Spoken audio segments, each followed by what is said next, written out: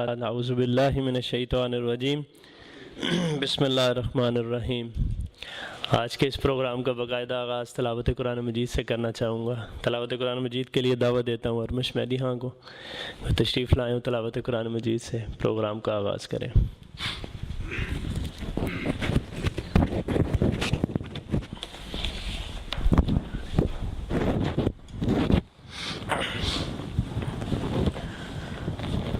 اعوذ باللہ من الشیطان الرجیم بسم اللہ الرحمن الرحیم فیہا فاکہۃ والنخل ذات الاکمام والحب ذو العصف والریحان فبأي آلاء ربكما تكذبان خلق الإنسان من صلصال كالفخار وخلق الجان من مرج من نار فبأي آلاء ربكما تكذبان رب المشرقين ورب المغربين فبأي آلاء ربكما تكذبان مرج البحرين يلتقيان بينهما برزخ لا يبغيان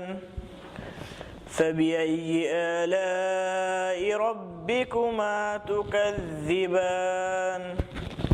صدق اللہ العظیم۔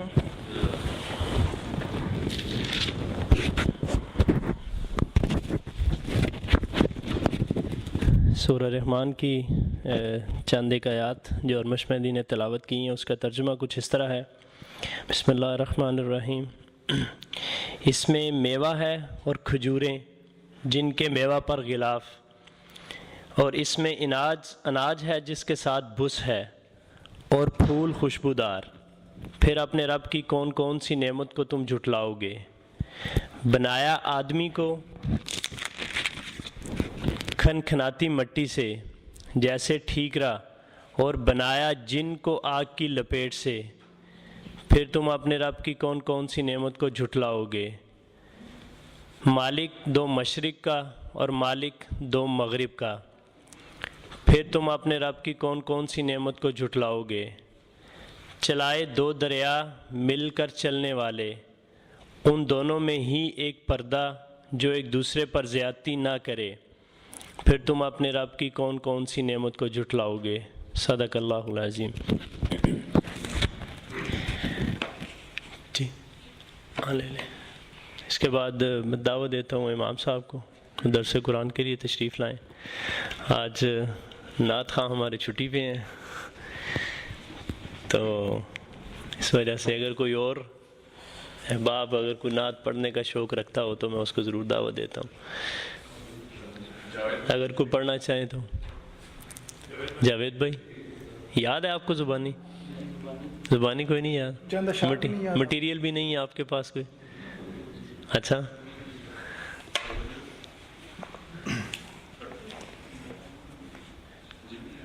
کوئی بات نہیں، دو تین چلیں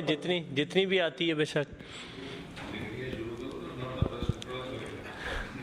نہیں ہے، چلیں کوئی بات نہیں۔ تو امام صاحب کو میں دعوت دیتا ہوں درس قرآن کے لیے۔ نعت تو نہیں پڑھ سکتے لیکن سارے ایک دفعہ درود شریف پڑھ لیتے ہیں۔ اللهم صل على محمد وعلى آل محمد كما صليت على إبراهيم وعلى آل إبراهيم إنك حميد مجيد اللهم بارك على محمد وعلى آل محمد كما باركت على إبراهيم وعلى آل إبراهيم إنك حميد مجيد أعوذ بالله من الشيطان الرجيم بسم الله الرحمن الرحيم قال الله تعالى في قرآن المجيد والفرقان الحميد يا أيها الذين آمنوا من يرتد منكم عن دينه فسوف يأتي الله بقوم يحبهم ويحبونه أذلة على المؤمنين أعزة على الكافرين وقال الله تعالى في مقام آخر واخفض جناحك لمن اتبعك من المؤمنين وقال في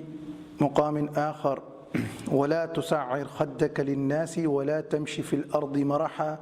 إن الله لا يحب كل مختال فخور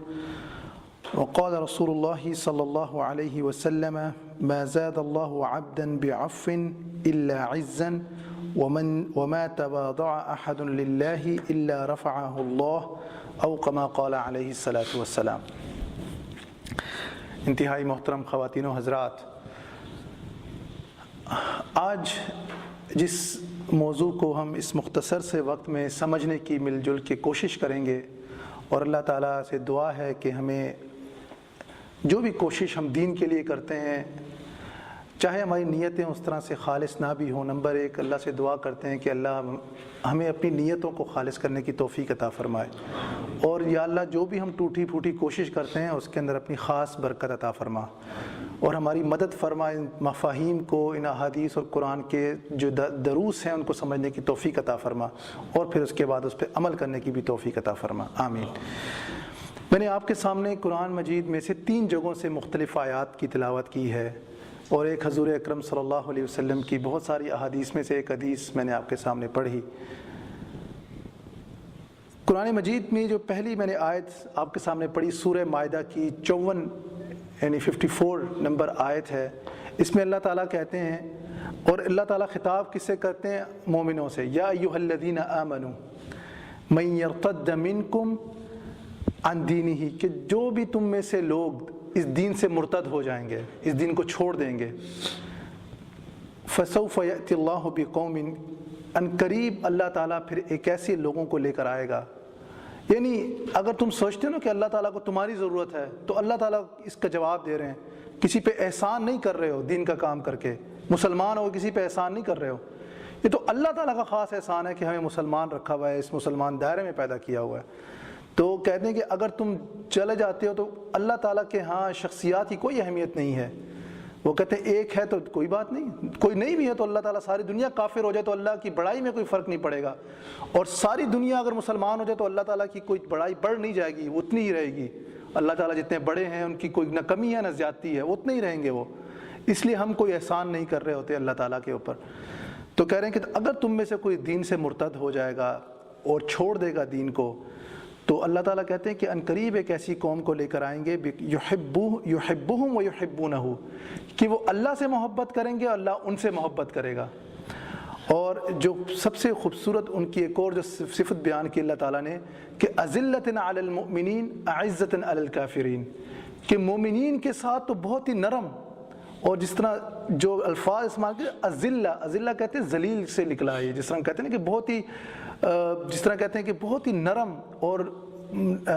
اپنے مزاج میں، اپنی باتوں میں، اپنے رویے کے اندر، ہر چیز، اپنے سلوک کے اندر، ہر چیز کے حوالے سے وہ بالکل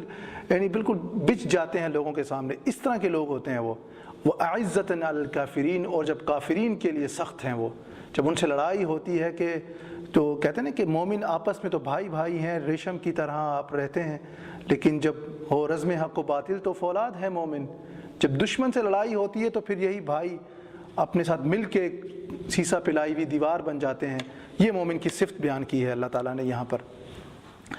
اور اللہ تعالیٰ دوسری جو میں نے آپ کے سامنے آیت پڑھی وَخْفِضْ جَنَاحَكَ لِمَنِ اتَّبَعَكَ مِنَ الْمُؤْمِنِينَ، اور اللہ تعالیٰ حضور اکرم صلی اللہ علیہ وسلم کو ایک قسم کا حکم دے رہے ہیں، یعنی جو آیت ہے وہ حکم کی آیت ہے کہ آپ وہ لوگ جو ایمان لے آتے ہیں ان کے لیے اپنے آپ کو وَخْفِضْ جَنَاحَكَ، ان کے ساتھ نرمی سے پیش آئیے، ان کے ساتھ جناح کہتے ہیں یعنی اپنے اعضاء جتنے بھی ہیں نا جناح، اور ان کو جھکا لیجئے، مطلب آپ ان کے ساتھ نرمی کے ساتھ پیش آئیں، سختی نہ کریں ان کے ساتھ، بلکہ ان کے ساتھ نرمی کے ساتھ پیش آئیں، کہ ایسا نہ ہو کہ آپ یہ کہ میں تو نبی ہوں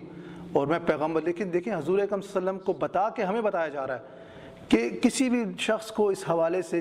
غرور میں مبتلا نہیں ہونا چاہیے کہ شاید وہ کوئی بہت ہی بڑا ہے، کوئی بہت بڑے عہدے پہ چلا گیا ہے، بہت زیادہ پیسے کمانے لگ گیا ہے، نہیں، بلکہ جب مسلمانوں کے ساتھ معاملہ ہو تو بالکل بچ کے اس کے ساتھ رویہ، نرمی کا رویہ اختیار کرتے ہوئے اس سے بات کرنی چاہیے۔ اور تیسری جو آیت